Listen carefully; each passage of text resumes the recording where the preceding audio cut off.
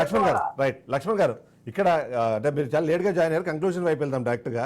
ఇక్కడ వస్తున్న ప్రశ్నలు ఏంటంటే గత 5 సంవత్సరాలు మీరు 3 రాజధానుల పేరుతో 3 రాజధానుల్లోనూ ఏం చేయలేదు, ఆ 3 నగరాల్లోనూ మీరు చేసిన కన్స్ట్రక్షన్ కానివ్వండి లేకపోతే అక్కడ చేయాల్సిన అభివృద్ధి కార్యక్రమాల్లో మీ కాంట్రిబ్యూషన్ పెద్దగా కనిపించలేదు అన్నది ఒక విశ్లేషణ వినిపిస్తున్న నేపథ్యంలో ఇవాళ ప్రభుత్వం మారింది, వాళ్ళ ప్రియారిటీలో కంపల్సరీ అమరావతి ఉన్న నేపథ్యంలో గతంలో మీరు చేయాల్సిన పని మీరు కరెక్ట్గా చేసి ఉంటే ఇవాళ రాష్ట్ర ఖజానాకి నష్టం చేకూరుతున్న ఒక 40-45% ఎక్స్ట్రా అమౌంట్ ఏదైతే ఉందో సేవ్ అయ్యేది అనేది ఒకటి మాట వినిపిస్తుంది. ఏమంటారు మీరు? ఎందుకు ఆ మూడు నగరాలు అనే పేరుతో కాలయాపన చేశారు? ఇప్పుడు ఎందుకు రాష్ట్రానికి పరిస్థితి? లక్ష్మణ్ గారు సార్ గుడ్ మార్నింగ్ అండి. పెన్నున్న పెద్దలకు మీకు కూడా. చంద్రబాబు నాయుడు గారు మరి 2014లో 2019లో జరిగినటువంటి ఏదైతే ఈ సినారియో మనం చూసామో, మరి రాష్ట్ర విభజన తర్వాత అక్కడ ఓటుకు నోటు కేసులో ఆయన ప్రధాన నిందితుడిగా ఉన్నటువంటి చంద్రబాబు నాయుడు గారు అక్కడి నుంచి మరి మన ఆంధ్రప్రదేశ్కి వచ్చి ఇక్కడ మనకంటూ ఒక రాజధాని ఉండాలి, మనమే పరిపాలించుకోవాలని అక్కడ రావాల్సినటువంటి 1,35,000 కోట్లు మనకు రావాల్సినటువంటి విభజన చట్టం కింద రావాల్సిన ఆస్తులను వదిలేసి వచ్చారు. సో వచ్చిన తర్వాత అప్పటికే రాష్ట్రం పైన భారం ఉంది. రాష్ట్రం అసలు మన ఆర్థిక స్థితిగతులు కూడా తెలిసినటువంటి ఒక విజనరీ చంద్రబాబు నాయుడు గారు. అలాంటి విజనరీ మనం పప్పులో కాలేసినట్టు కదండి. అక్కడ మీరు ల్యాండ్ పూలింగ్ చేశారు, ల్యాండ్ పూలింగ్ 35,000 ఎకరాలు చేశారు. అసలు ల్యాండ్ పూలింగ్ చేయకుండా అదే 35,000 ఎకరాలు మీరు కొనుంటే మా అయితే 6,000-7,000 కోట్లు అవుతుంది అక్కడున్న ఆ రోజుకు ఉన్నటువంటి రేట్లు బట్టి. మీరు ఎందుకు కొనలేదు? ఒకళ్ళు ఇంకేసి మీరు కొని ఈ 35,000 ఎకరాల్లో మీరు తినండి సార్. ఇది పెద్ద లాస్, ఇది పెద్ద ఇది సార్. ఇది మీరు ఎందుకన్నానంటే ల్యాండ్ పూలింగ్ చేయడం అనేది చాలా ఇది పెద్ద స్కామ్ అండి. ల్యాండ్ పూలింగ్ చేయడమే పెద్ద స్కామ్. 35,000 ఎకరాల్లోనే పెద్ద స్కామ్ కనబడుతూ ఉంది చంద్రబాబు నాయుడు గారు. ఈ రోజు నేను ఏమంటున్నారు, ఈ 35,000 ఎకరాల్లో 10,000 ఎకరాలు నువ్వు.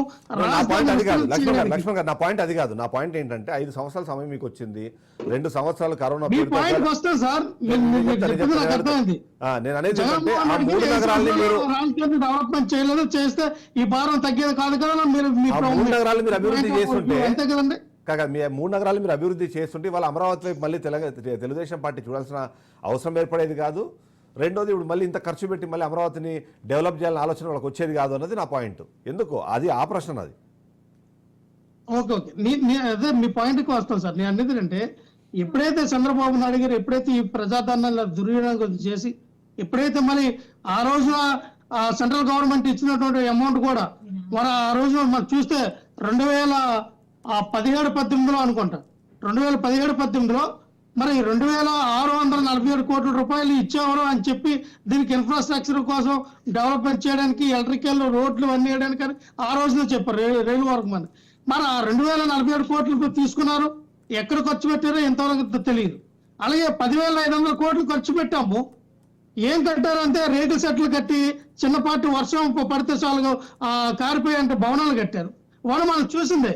మరి చంద్రబాబు నాయుడు గారు ఆ 5 సంవత్సరాల్లో మ్యాక్సిమం ఒక 50%-60% మీరు కట్టుంటే మేము వచ్చినప్పుడు ఈ 3 రాజధానుల నినాదం తీసుకొచ్చినప్పుడు మ్యాక్సిమం మేము విశాఖపట్నం డెవలప్ చేయాలి, కర్నూలు డెవలప్మెంట్ చేయాలి, ఆ అమరావతిని కూడా డెవలప్మెంట్ చేయాలని జగన్మోహన్ రెడ్డి గారు అనుకున్నారు. 3 ప్రాంతాలు కూడా అభివృద్ధి చెందాలని దీనిగా ఖచ్చితంగా జగన్మోహన్ రెడ్డి గారు ముందుకు తీసుకెళ్లే విధానం ఉండేది. కానీ వీళ్ళు ల్యాండ్ పూలింగ్ చేయడం ఒక పెద్ద స్కామ్ అయితే దాన్ని రాజధాని కొనసాగించడం అనేది కూడా అక్కడ కరెక్ట్ కాదు. ఇక్కడ ఎక్కువ అమౌంట్ పెట్టాల్సి వస్తుంది, మ్యాక్సిమం 1,00,000 కోట్ల వరకు ఖర్చు అవుతాయి, ఇది మనకి భారమే కదా అని దాన్ని జగన్మోహన్ రెడ్డి గారు మరి విశాఖపట్నం వేదికగా అయితే మ్యాక్సిమం 5,000-6,000 కోట్లు ఖర్చు పెడితే చాలు మనకి ఒక బెంగళూరుని, చెన్నైని, ఢిల్లీని, తెలంగాణ, ముంబై లాంటి రాజధానులు ఏర్పడతాయని జగన్మోహన్ రెడ్డి గారు మరి విశాఖపట్నాన్ని చూస్ చేసుకుని అక్కడ పెట్టుబడులు చేయలేకపోయారు. అదే ప్రశ్న, మీరు ఎందుకు చేయలేకపోయారు? ఇప్పుడు ఇక్కడైతే 5 లక్షల కోట్లు 4 లక్షల కోట్లు అవసరం ఉన్నాయి, అక్కడ 10-15 వేల కోట్ల. రవి గారు నేను మీ దగ్గరకు వస్తాను, కంక్లూడ్ చేయించేసి నేను మీ దగ్గరకు వస్తాను, కంక్లూజన్కి వెళ్ళిపోదు. మీరు అది తక్కువ సమయంలో అతి తక్కువ ఖర్చుతో మనం చేయగలుగుతాము అనుకున్నప్పుడు మీరు 500 కోట్లు పెట్టి అక్కడ ఒక ప్యాలెస్ కట్టడానికో లేకపోతే దాన్ని ఏమంటారు మీరు సరే ఒక గెస్ట్ హౌస్ కట్టడానికో చేసిన ప్రయత్నము, అలాగే సేమ్ సందర్భంలో ప్రభుత్వ కార్యాలయాలు కట్టడానికి ఎందుకు మీరు సమయాన్ని ధనాన్ని వెచ్చించలేకపోయినారు అన్నది ప్రశ్న. సరే ఈ రోజున జగన్మోహన్ రెడ్డి గారు కట్టినటువంటి రిషికొండ ప్యాలెస్ అవనాయండి ఏదవనాయండి అది వర్తిబుల్ పైసాకి మేము కట్టాం. మేము చంద్రబాబు నాయుడు గారి లాగా రేకుల సెట్లు కట్టేసి 10,500 కోట్లు ఏమి మేము చెప్పలా. అలాగే ఈ రోజున విశాఖపట్నానికి అది 3 రాజధానుల విషయం మీరు తీసుకొస్తే వీళ్ళు ఎన్నిసార్లు కోర్టుకు వెళ్ళారండి, ఎన్నిసార్లు దాని మీద అది ఆ యొక్క స్టేలు తీసుకొచ్చారు, దాని మీద ఏ ముందుకు సాగనవ్వకుండా ప్రతిదీ ఆటంకాలు కదా సృష్టించింది వీళ్ళే కదా, టీడీపీలే కదా. ఎస్ సరే ఈ 5 సంవత్సరాల్లో మీరు పూర్తి చేస్తాం అమరావతి అంటున్నారు కదా, పూర్తి చేయమనంటే 100%. ఈ రోజున అమరావతిని 5 సంవత్సరాలే కాదండి 2047 వచ్చిన అమరావతి పూర్తి అవ్వదు. రైట్ 2047లో మళ్ళీ చంద్రబాబు నాయుడు గారు ఇంకేస్ ఆయుష్ పెరిగి ఆయన సీఎం అయినా ఆ రోజుకు పూర్తి చేసే అవకాశం లేవు. అలాంటి మాటలు వద్దులేండి మనకి, మన దాంట్లో కొంచెం మనం వినండి సార్, ఎందుకంటే ఇంకేస్ ఆయన వయసు రీత్యా నేను చెప్తున్నా 2047లో బతకాలని కోరుకుంటాం అందరం కూడా.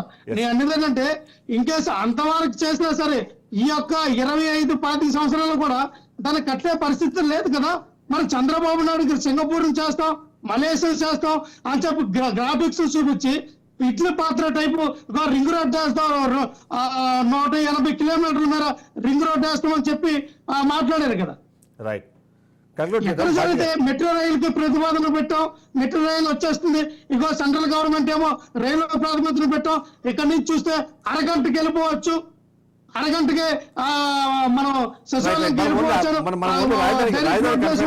చంద్రబాబు నాయుడు గారు ఎక్కడ సార్ అమరావతిలో ఈయన ఏదైతే ఇప్పుడు పిచ్చి మొక్కలు ఉన్నాయో పిచ్చి మొక్కలు తొలగించడానికి 30 కోట్లు 50 కోట్లు ఖర్చు పెట్టిన ప్రభుత్వం సార్ ఇది. దేని పనికి వచ్చింది సార్ అవి? మళ్ళీ ఈ రోజున చూస్తే మళ్ళీ ఈ రోజు మీ కెమెరాలు పెట్టుకుని వెళ్ళండి, పిచ్చి మొక్కలు పెరిగినాయి.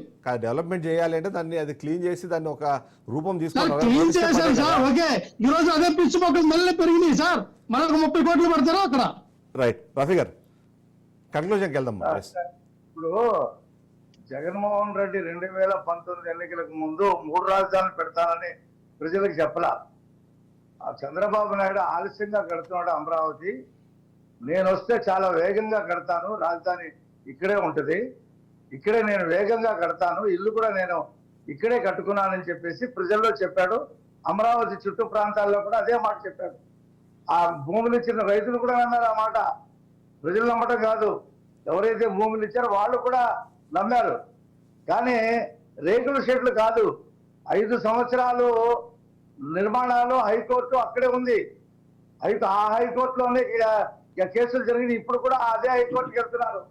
వెలగపూడిలో కట్టినటువంటి సచివాలయం, అసెంబ్లీ, శాసన మండలిలోనే జగన్మోహన్ రెడ్డి 5 సంవత్సరాలు పరిపాలన చేశాడు. ఆయన అక్కడ ఏమీ వేరే చోట ఎక్కడో కూర్చొని చెట్టు కిందో ఎక్కడో కూర్చొని పరిపాలన చేయాల.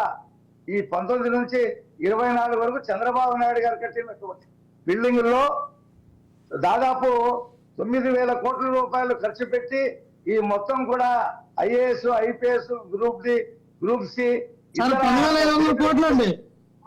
మాట్లాడితే నేను మాట్లాడలేదు అంటుంటా. తప్పు చెప్పారు మీరు. 10,500 కోట్లు కదా, 9,000 కోట్లు అంటారండి. చాలా తప్పులు చెప్పినా నేను మాట్లాడలా. రైట్ ప్లీజ్ కంక్లూడ్ చేద్దాం. 10,500 కోట్లు మీ నాయకులు అంటారు, మీరేం 9,000 కోట్లు అంటారు. రైట్ లక్ష్మణ్ గారు మీకు ఇది లేదా? లక్ష్మణ్ గారు